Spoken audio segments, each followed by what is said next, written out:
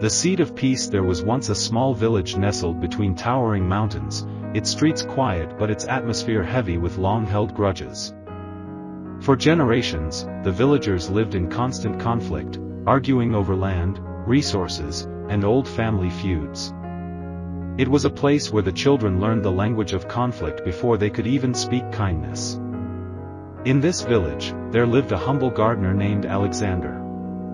Every morning, while others prepared for battles or argued over trivial matters, he would quietly walk to the outskirts of the village, carrying a shovel and watering can. His task was simple: to plant flowers and trees, to tend to the earth, and to restore life where others only saw decay. Alexander's garden was known as the Garden of Peace, though few in the village truly understood why.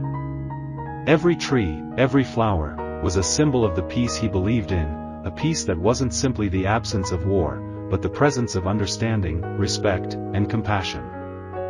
However, the villagers mostly ignored his efforts, dismissing him as a dreamer. One day, a new dispute arose between two powerful families in the village, the Bennets and the Harringtons.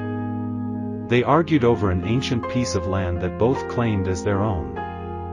As tensions escalated, both families gathered their supporters, preparing for an inevitable clash. The air was thick with animosity, and the villagers braced themselves for another battle. But Alexander, despite the chaos around him, continued his daily routine. He planted yet another tree in the center of his garden, carefully watering it as he did every day. This tree, unlike the others, was massive, with thick branches that stretched wide, casting a shadow over the land.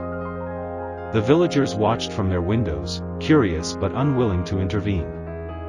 A few children, sensing the calm in the air, ventured into the garden and sat under its shade, feeling an unusual sense of tranquility that contrasted sharply with the tension outside. Over time, the garden grew, and its peaceful presence began to seep into the village. More people came to sit beneath the tree's shade, talking quietly among themselves, reflecting on their lives and their relationships. The garden became a place where families, once divided, would meet and slowly start talking. Alexander never forced anyone to listen, but his quiet actions began to speak louder than words. One afternoon, after weeks of increasingly bitter arguments, the leaders of the Bennets and Harringtons arrived at Alexander's garden. They had been invited by a small group of villagers who had begun to see the change the garden brought.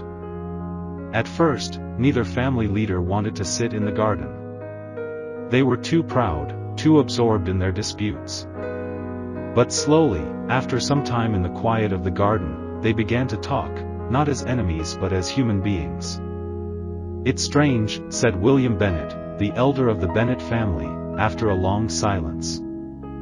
"I came here with anger in my heart, but all I feel now is peace." His counterpart, Margaret Harrington, nodded. "I never imagined it could feel this way, to sit beside someone I thought of as my rival." From that day forward, the two families began to resolve their differences in a way that no one had anticipated. It wasn't through force, nor through law, but through conversation and understanding. They began to realize that the land they fought for was not as important as the relationships they had destroyed in the process. Slowly, they started to rebuild not just their homes, but their community. Years passed, and Alexander's garden flourished. It became more than just a place to sit and relax. It became a symbol of what the villagers had learned, that peace isn't something given, but something grown, just like a tree, from humble beginnings to towering heights. A few years later, as Alexander grew older, the village celebrated the first ever festival of peace, where everyone gathered in the garden, shared food, and reflected on the changes they had witnessed. People from neighboring villages came to learn how peace had been cultivated in this once divided place. During the festival, a young boy approached Alexander, now a frail old man, and asked, "Sir, how did you manage to make this village so peaceful? How did you do it?" Alexander smiled warmly and placed his hand on the boy's shoulder. "I did not bring peace," he said softly. "I simply planted the seed. The peace that grew here was not mine, but ours. We all watered it, and we all nurtured it. As the festival came to a close, the village stood united. The walls of division had crumbled, and a new era of cooperation and mutual respect had begun.